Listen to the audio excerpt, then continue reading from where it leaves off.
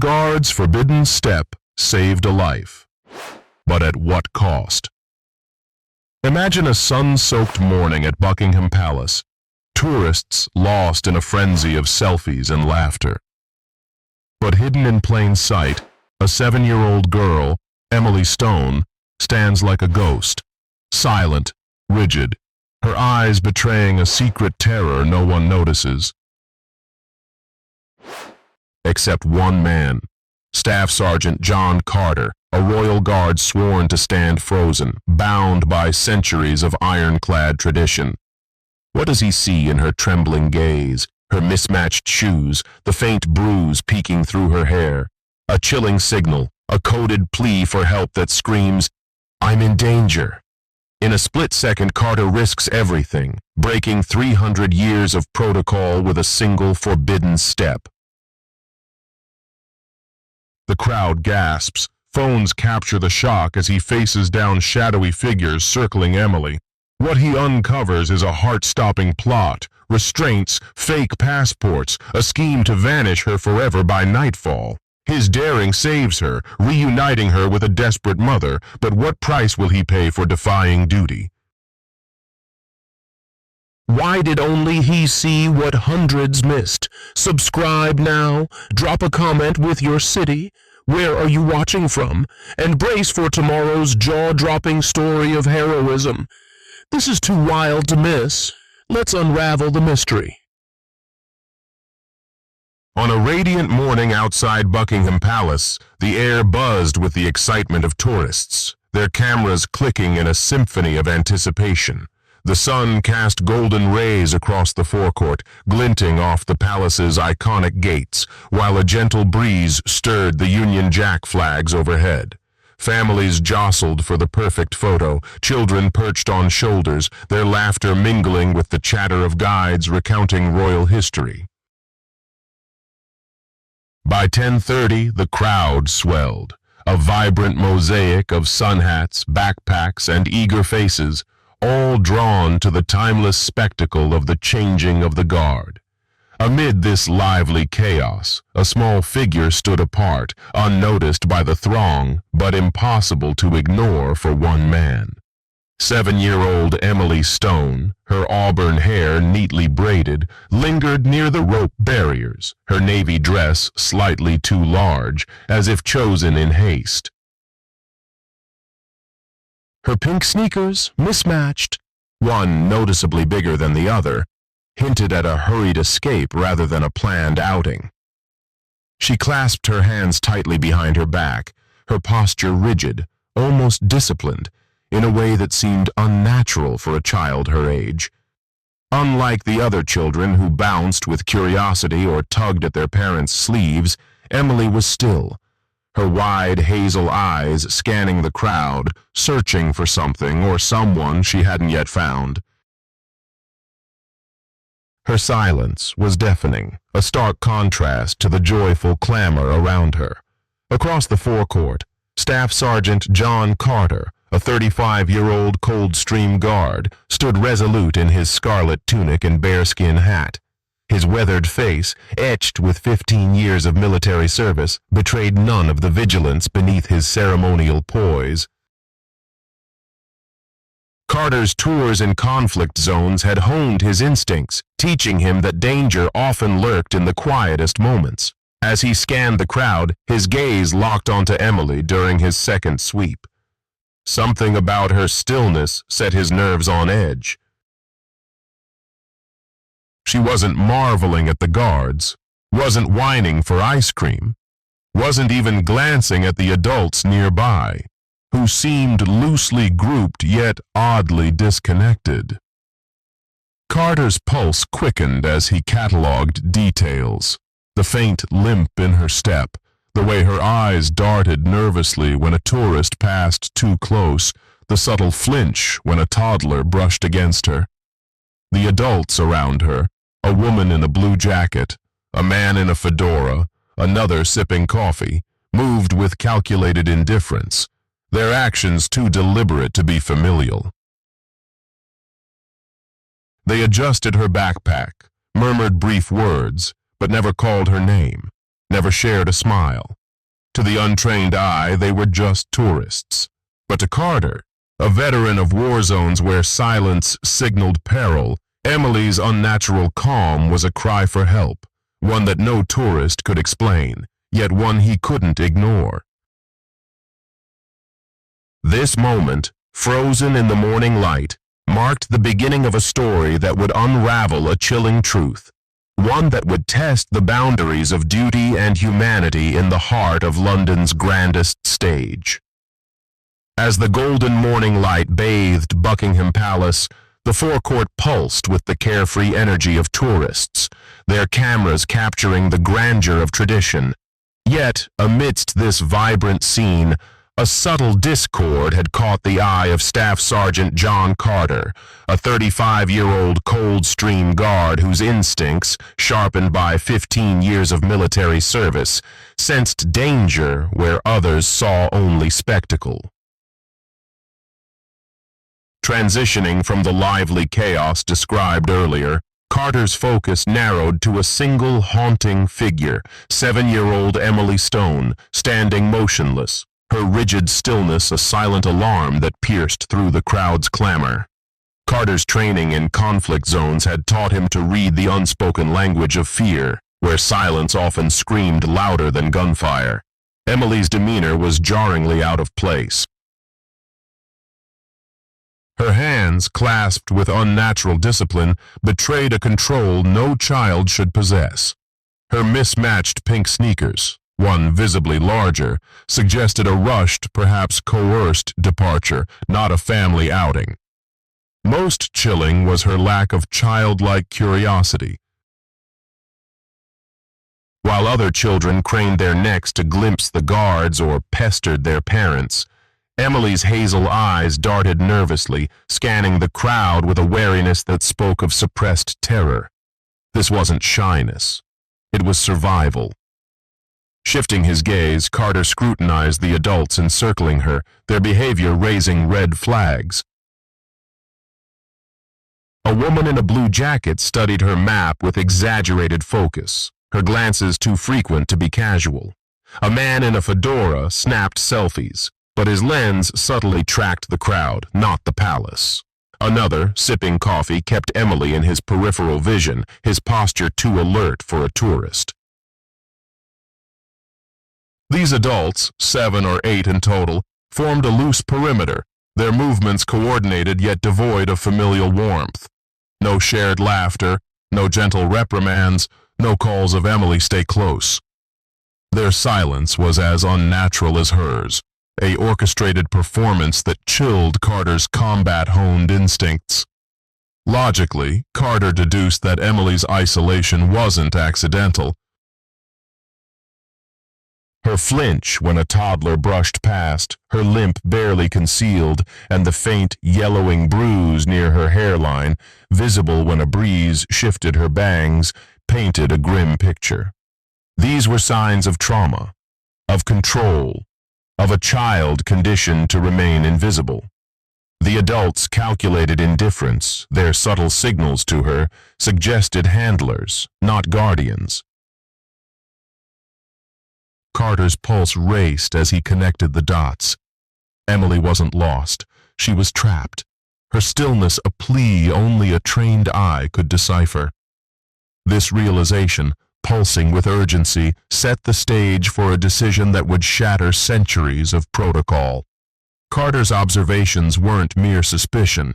They were a clarion call, rooted in the logic of a soldier who knew that danger whispers before it roars.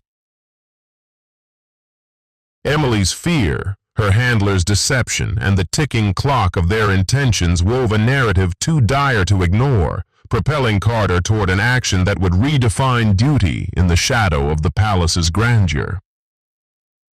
The forecourt of Buckingham Palace thrummed with the vibrant chaos of tourists, but for Staff Sergeant John Carter, the scene had narrowed to a single chilling tableau. 7-year-old Emily Stone, trapped in a web of silent fear. Building on the unnerving signs he'd catalogued, her rigid stillness, the calculated detachment of her handlers, the bruise betraying past violence, Carter's instincts screamed that time was slipping away. Now, as the morning sun climbed higher, a pivotal moment loomed, one that would demand he shatter centuries of tradition to save a child whose life hung by a thread. Carter's gaze locked onto Emily, her hazel eyes flickering with suppressed terror. Then, in a fleeting gesture, she confirmed his worst fears. 2 fingers brushed her cheek, followed by an open palm drawn across her chest. This was no random motion. It was a distress signal, taught in trauma centers to silently scream, "I'm not safe, help me!" Carter's heart pounded. In war zones, he'd seen children use such signs when words could cost them their lives. Here, in the heart of London, the same desperate code stared back at him, undeniable and urgent. Yet, the decision to act was fraught with peril. As a cold stream guard, Carter was bound by rigid protocol. Stand still, stay silent, embody the unyielding pageantry of the crown. Breaking formation could end his 15-year career, tarnish a tradition spanning 3 centuries, and invite relentless scrutiny. But logic cut through the weight of duty. Emily's handlers were tightening their net. The man in the fedora adjusted her backpack with a possessiveness that wasn't paternal. The woman in the blue jacket glanced at her watch, signaling a departure. If they left now, Emily would vanish, swallowed by a fate Carter had seen in the hollow eyes of war's youngest victims. The tension snapped like a taut wire. Carter's boot crossed the ceremonial line, a single step that sent gasps rippling through the crowd. Phones whipped up, capturing the unprecedented breach. "Excuse me, sir," he said, his voice low but laced with authority, addressing the man claiming to be Emily's uncle. Kneeling beside her, he abandoned all protocol. "Miss, I saw your signal. Are you safe?" Emily's eyes widened, not with fear, but with a fragile hope that someone had finally heard her silent cry. The man's charm crumbled, his voice sharp. "She's my niece. We're leaving." But Carter's resolve was ironclad.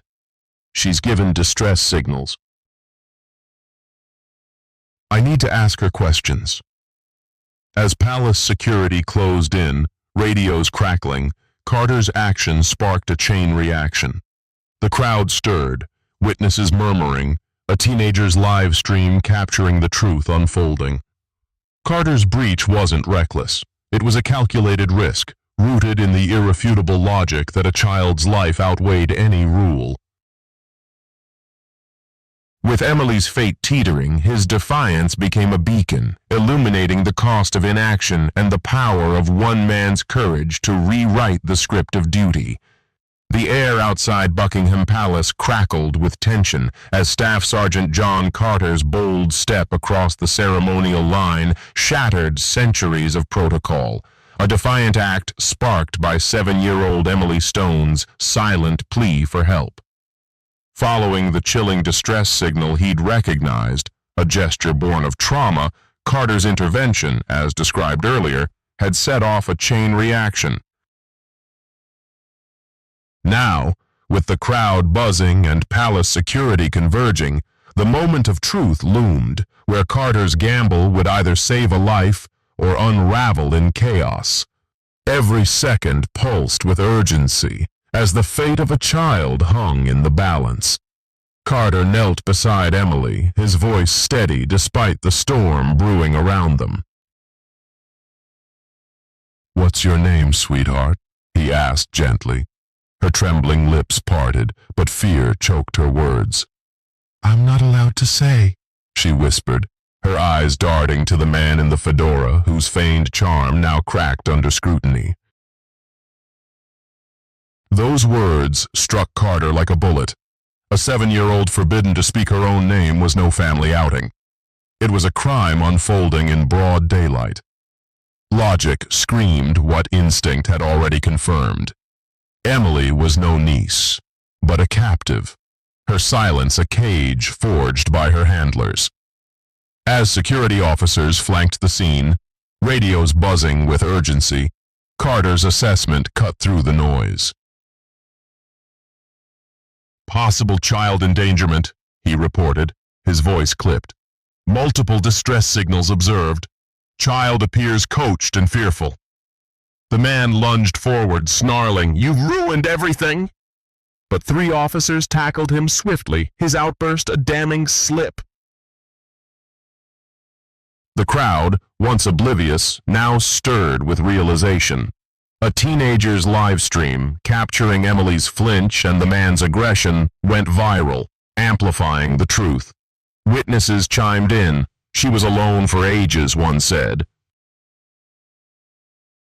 "Thought she was lost," another added, their voices weaving a tapestry of corroboration. The Metropolitan Police stormed in, blue lights flashing off the palace's stone facade. Detective Sergeant Lisa Harper, a 20-year veteran of child protection, took charge with surgical precision. Kneeling before Emily, now wrapped in a blanket, Harper coaxed out her identity. Emily Stone, reported missing from Birmingham the previous morning. A faded bracelet, hidden under her sleeve, bore her name in glitter letters, a relic of a life nearly stolen. Harper's team found the handler's rental car 3 blocks away, its contents a grim revelation, restraints, sedatives, fake IDs, and a plan to flee the country that evening.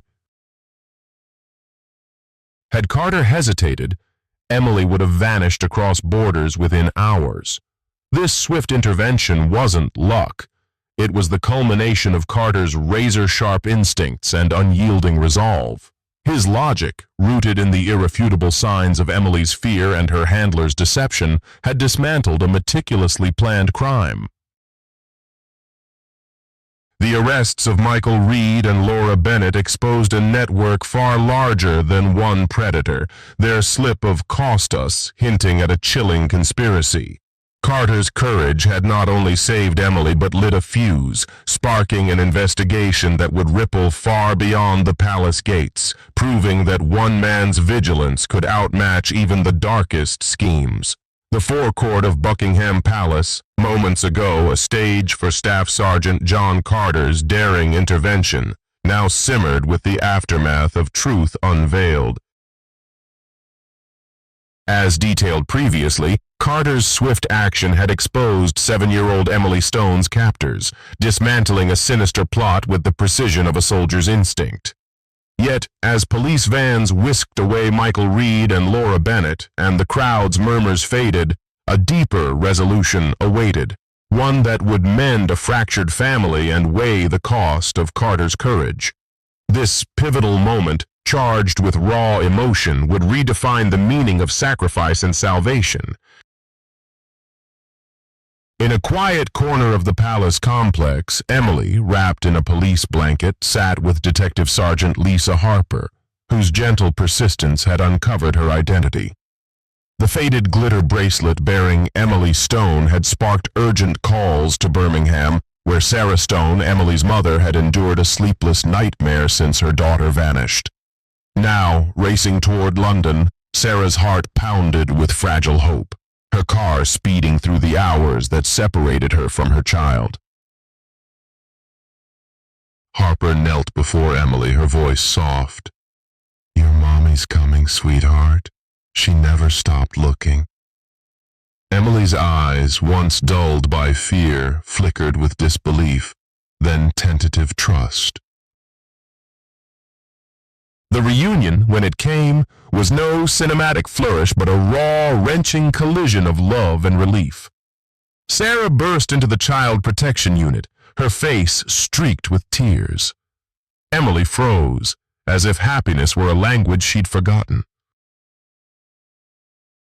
"Mommy?" she whispered, testing the word. Sarah's nod unleashed a sob from Emily, a torrent of pent-up fear and longing. Sarah scooped her up, clutching her with a fierceness that vowed never to let go. "I knew you were out there," Sarah murmured, her voice breaking. I never stopped. The room, heavy with the weight of their reunion, bore witness to a bond restored against all odds. Yet Carter's heroism carried a shadow of consequence.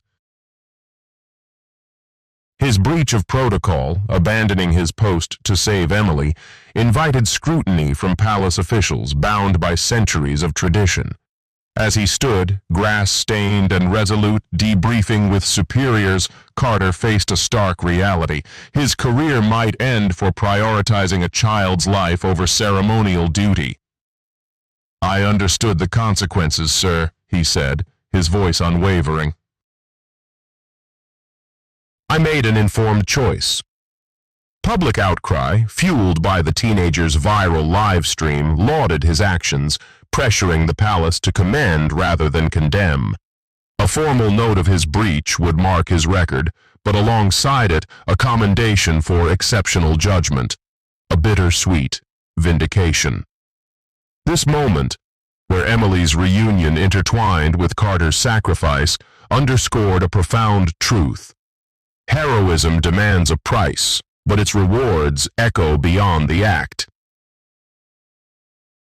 Carter's logic, choosing humanity over protocol, had not only saved Emily but reaffirmed the power of vigilance. As Sarah and Emily stepped toward healing, and Carter faced his uncertain future, their story became a testament to the courage that binds strangers in moments of crisis, proving that some duties transcend rules, etched forever in the heart of a grateful family.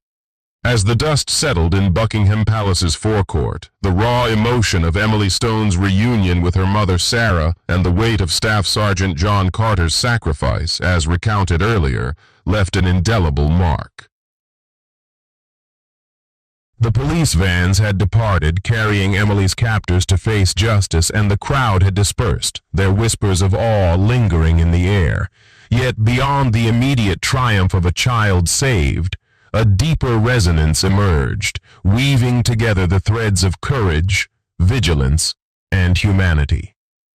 This final chapter, pulsing with profound significance, invites reflection on the lessons etched in Carter's actions and their ripple effect on a world often blind to silent cries. Carter's decision to break protocol wasn't merely a moment of heroism. It was a clarion call to notice what others overlook. His logic, grounded in the subtle signs of Emily's fear, her distress signal, her unnatural silence, exposed a truth that transcends the palace gates. Danger often hides in plain sight, cloaked in the mundane. In a crowd of hundreds, only Carter saw the 7-year-old's plea, a testament to his training and heart. This underscores a vital lesson. Vigilance is not just a soldier's duty, but a universal responsibility. Had Carter ignored his instincts, assuming someone else would act, Emily's fate would have been sealed, her life lost to a meticulously planned abduction. Moreover, Carter's actions challenged the rigidity of tradition. The Coldstream Guard's centuries-old protocol, while symbolic of discipline, nearly silenced a child's cry. His choice to prioritize humanity over rules argues persuasively that true duty adapts to the moment's need. The palace's eventual commendation, spurred by public outcry and viral evidence, validates this logic. Institutions must evolve, equipping guardians like Carter with training to recognize modern threats, child trafficking, coercion, without fear of reprisal. This balance between tradition and adaptability is not just practical, it's moral, ensuring that those sworn to protect can act when lives hang in the balance. The story's emotional weight lies in its call to action. Emily's rescue, sparked by one man's refusal to look away, indicts the bystander's apathy. How often do we dismiss a stranger's discomfort, assuming it's not our place to intervene? Carter's example, risking his career for a child he didn't know, demands we reconsider. It posits that heroism begins with attention, with the courage to ask, "Are you safe?" This lesson, urgent and universal, resonates in schools, streets, and communities, urging us to train our eyes to see the unseen, to hear the unspoken. As Emily and Sarah began their journey to heal, and Carter faced his uncertain future, their story became a beacon. It proves that one act of compassion can rewrite a tragedy, that humanity's strength lies in those who dare to act when others merely watch. This narrative, charged with hope and challenge, calls us to be like Carter, vigilant, bold, and unwavering in the face of silent suffering, ensuring no child's plea goes unheard. As the story of Staff Sergeant John Carter and Emily Stone fades from the Buckingham Palace forecourt, its echoes linger, challenging us to see the world differently. Now, we turn the spotlight to you, our incredible viewers. We want to hear your thoughts. Drop a comment below and share what moved you most about this tale of courage and compassion. Did Carter's vigilance inspire you to pay closer attention to those around you? Have you ever noticed a subtle sign that made you act or hesitated and wished you hadn't? Tell us where you're watching from, your city, your country. Let's map how far this story travels. Your voice matters, and every comment sparks a conversation that keeps these lessons alive. If this narrative stirred your heart, hit that like button to show your support, and don't forget to subscribe and ring the bell. Tomorrow, we're bringing you another gripping story of heroism behind the uniform, one you won't want to miss. Share this video with someone who needs to hear that one person's attention can change everything. Join us in celebrating the power of humanity. Comment now, and let's make this story resonate around the globe.